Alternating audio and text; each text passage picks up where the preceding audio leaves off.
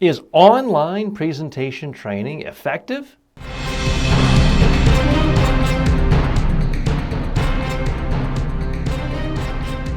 Speaking, the show about effective speaking in public, to the media, at work, and in life. Speaking with TJ Walker. Hello and welcome. All of the questions today are presented by my colleague and friendly competitor, Dr. Nick Morgan. He's put forth a question. This is sort of a I hate to use the word synergy, but it's one of these synergistic things where I'm using content for my show, he's taking content for his blog, and ideally we both gain. I do want to stress to you, there are a lot of charlatans out there who call themselves presentation coaches, media training experts. Dr. Nick Morgan is not one of them. He is one of the few I admire and respect. I read his blog. It's at publicwords.com. I follow him on Twitter at Dr. Nick Morgan is his Twitter handle. You can also go to his website, drnickmorgan.com. By the way, he's got some great upcoming public workshops in the presentation training arena in the Boston area coming up. So check out his website. So here are the questions that he has presented to me today. TJ, one of the hottest trends right now in the presentation training world is online training. Why do you think that's the case? Well, it's about time, I guess is all I can say. I started my first online presentation training course in the late 1990s. It was a fabulous failure, an unmitigated failure. I lost time and money. It was simply too early. And around about 2005, 2006, I said, okay, there's more broadband connections. Online training seems to be getting a little more attention. I invested hundreds of thousands of dollars in programmers from India and various places, built an interactive online presentation training course, and built some great courses. People who looked at it, reviewed it, thought it was great, and I sold maybe 3 copies. Huge failure. And I frankly tried to forget about online training until a couple of years ago, a few colleagues of mine said, hey, TJ, you got to get onto this place called Udemy, udemy.com, because they are doing a great job of marketing online training. And those of you, in full disclosure, my courses are on Udemy. I also have my courses on my own website, which is where I prefer people go to get my courses, at mediatrainingworldwide.com. But the timing was right. Simply more and more people have access to broadband connections. More people are used to the idea of learning online. More and more colleges are purely online, and more traditional colleges are offering courses in an online environment. More and more people are connected to the internet through their cell phones with high-speed connections and Wi-Fi. And more people want to learn in our current economy. If you're not learning new skills, it's just too easy to be fired, become obsolete, and never get another job. So all these factors have come together to make online training very popular, and as a part of that, presentation training gets caught up in the mix, and that's in a good way. If you're already learning so many other skills important to your career, and presentation training courses are now available, why not take that? So I think a part of it is just taking a long time. And occasionally I'll have friends or colleagues or even family members or competitors say, wow, TJ, that's great. The last year, your online courses have taken off. It must be like an overnight success. Well, more like 20 years and having lost a whole lot of time and money, although thankfully it is profitable now. And I'm on about 30 different online platforms. And in a good month, I have sold more than 1,000 different courses. So it is finally gaining acceptance. Now, Dr. Nick's next question is a much tougher question.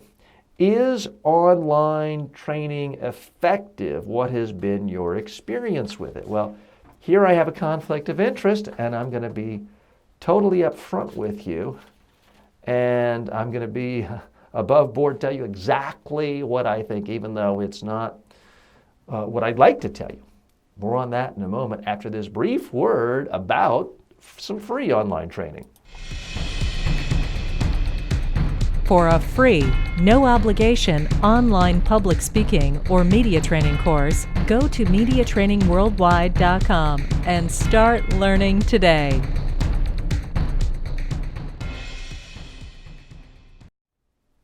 So Dr. Nick's question, is online training effective? And I want to differentiate between online training and online presentation training, online media training, which is my specialty. In general, online training can be highly effective for some students who are motivated. Unfortunately, so many free courses are out there. People sign up on a whim, costs nothing to sign in. It also costs nothing to drop out. If you go to a private university and you plop down $32,000 for a semester for tuition, and that may or may not even include some room or board, if you drop out, you've just lost $32,000. You've lost, something's on your record that can scar you for life, scar your career chances for life. Your parents probably hate you if they're paying for some of this. So there's tremendous incentives to stay in course, go to class, do the reading in a traditional university situation, not because the education is necessarily better, but because you paid so much, you've lost so much if you drop out. So the strength and the weakness of online training is quite often it costs nothing or very little. So if you drop out, it costs nothing or very little. So the retention rates are awful, but if you're really motivated and you're learning a pure academic subject that involves a body of knowledge, then you can learn a tremendous amount in online training. Now, let's talk about specific to presentation skills. Here's the big problem. Yes, of course, you can learn presentation skills in an online environment, but that's different from, do people learn on online training? Do most people learn in online training? And sadly, as much as it pains me to say this, the answer is no. Here's why. When it comes to learning presentation skills, I believe the only way to learn is by speaking out loud, capturing yourself on video, watching it, playing it back, critiquing yourself, being critiqued, doing it again and again and again until you love what you see. And unfortunately, in an online environment, there's no one there to crack the whip and to stand over you and to make sure that happens. If someone hires me or Dr. Nick Morgan to do a day of training, we're coming with our video cameras. At that point, they have no choice unless they fake illness, which has happened before, but that's extremely rare. They're going to be videotaped, they're going to improve, they're going to get better, they're going to have real mastery by the end of the day.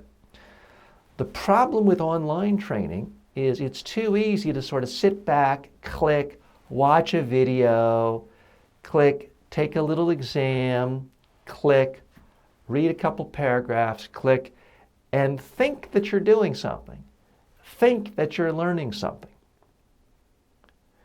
And not actually do the work. Now, in all of my online training courses at MediaTrainingWorldwide.com and places like Udemy and Skillshare and others, I state right there in the lesson, I'll do a video or two and I'll say, now, here's the exercise.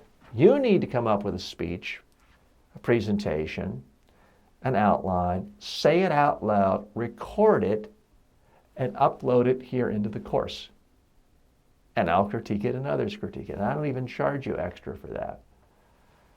Guess how many of my students do that? Would you care to take a wild guess as to how many students will actually take me up on that? It is far less than 1%. More than 99% of people do not record themselves and upload it for a teacher, in this case me, to critique. Well, if you aren't willing to do that, you aren't learning, and it is a complete waste of time and money. I'm sorry to say that. Now, at some point in an academic arena, if people are smart, and I do have courses in some public schools too, but I'm not the teacher for it. I can't enforce it.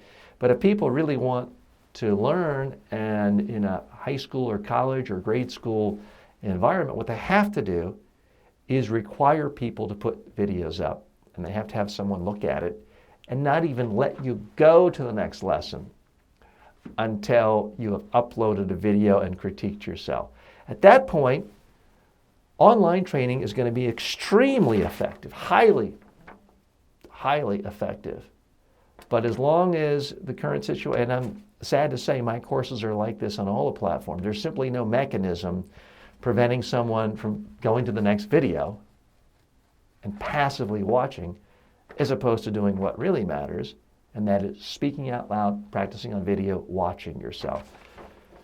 So if you want to learn online, do it with the idea you're going to record yourself. If you're not even going to record yourself, frankly, it's a waste of time. Next question from Dr. Nick Morgan. Do you have an online training product?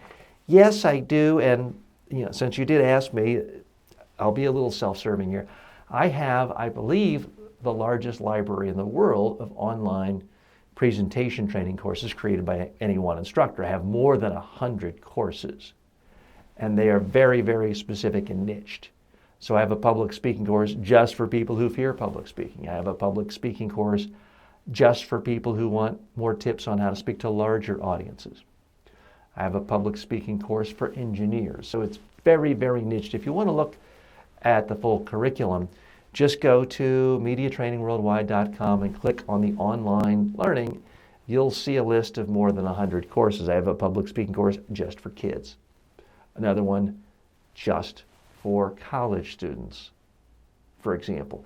Yeah, there is a lot of similarity to all of them, but I find everyone likes something addressed to their particular concerns. And that's why I have, for example, a crisis communications course for oil and gas executives. The examples are specific to their industry.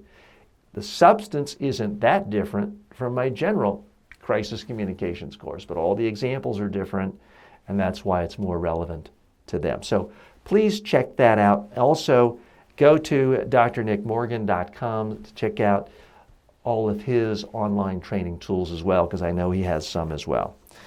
Question 4 from Dr. Nick: what is the best way to learn to become a better speaker?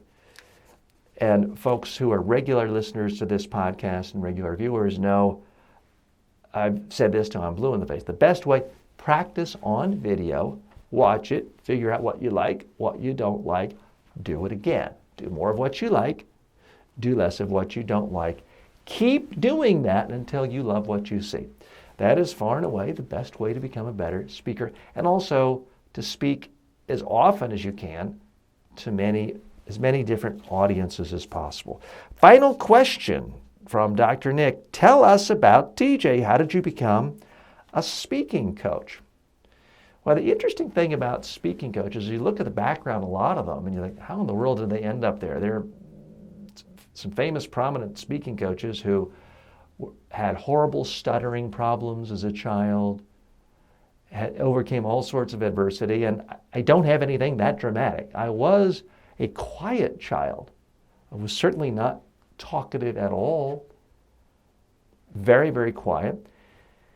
One day I was sitting in class in 6th grade, and my teacher came up to me and said, TJ, I got a deal for you. She was in charge of putting on the elementary school graduation ceremony. She needed a student to give a little basic speech, an introduction, welcoming speech to parents, teachers, students. She said, TJ, I'll make a deal with you. If you give this welcome speech, I'll change your grade on handwriting from a C, an average grade, to an A. All you have to do is the speech.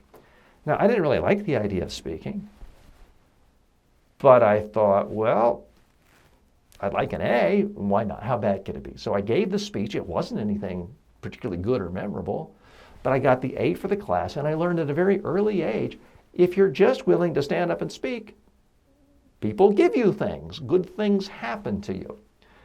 And only a few months later, I was in junior high school. We didn't call it middle school back then. It was junior high school. it was a 50s day, and I won a Fonzie look-alike contest. And I had a lot more hair back then. It was a lot darker, and I had it slicked back like a 50s character. The reward was that I got to do the junior high school newscast on closed circuit TV. So I became the news anchor for the day, and this was sort of my first brush with the news media, being on camera. This would have been 1975. Wow, I'm starting to sound old. That was 41 years ago. So that was my first brush with the media. And then a few months later, I ran for the student council, student government.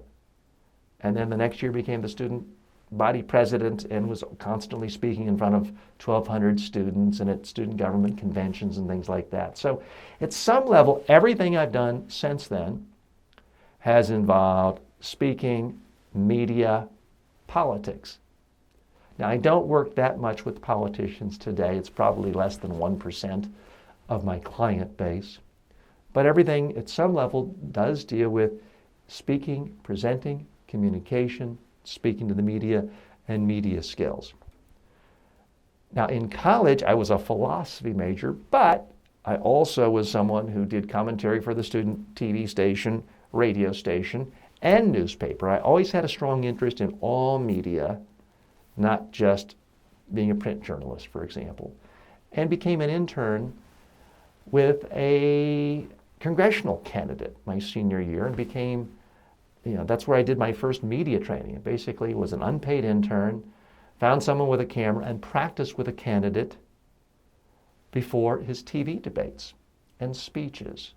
And that was sort of my beginnings as a media trainer, and that was way back in 1984.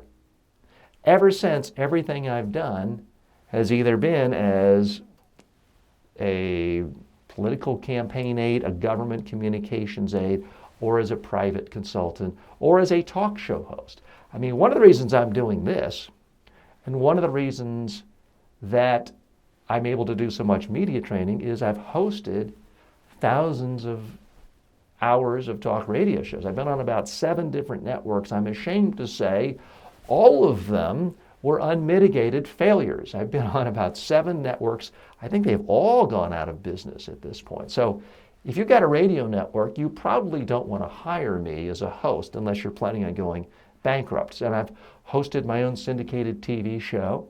And to be brutally honest, have not been successful as a political pundit, which was my original goal and aim. So I had to do a tweak and say, okay, I like media skills, I like speaking skills. No one really wants to hear my political ideas. How can I tweak this, still use my skills, use what I like to do, what I'm good at, and make a living at it? So while I started doing training on the side as sort of a freelancer 30 years ago or so, I didn't really start this as a serious business until around 2000, 2001. So it's been 15 years. Once I focused on it 100%, that's what allowed me to start writing every day, and that's what generated books, and then that's where courses came from, and that's where more websites came from. So now I've got a lot of books, a lot of videos. I used to do DVDs and CDs, and now 100 online courses. And that's what's given me sort of a footprint around the world. So about 10 years ago, I opened up to partnerships. So I have a partner in India. I've had them in Korea, Portugal, the Middle East. So I do get to spend a lot of time training people all over the world, traveling around the world, which is frankly a lot of fun and interesting, and just makes you a better communicator when you're exposed to more and more styles of how people communicate around the world. So that's how I got into this business. Nick, thanks again for your questions. Thanks for being a part of this.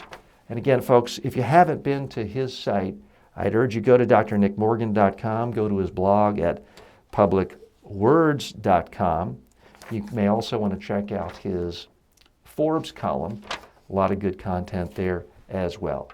I'm TJ Walker. As always, may all of your presentations in life be a huge success.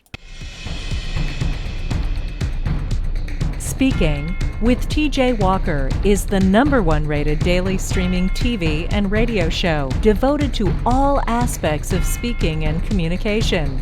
If you received value from this show, then please subscribe to it at MediaTrainingWorldwide.com. Please review the show, leave comments, and share it with your friends and colleagues today.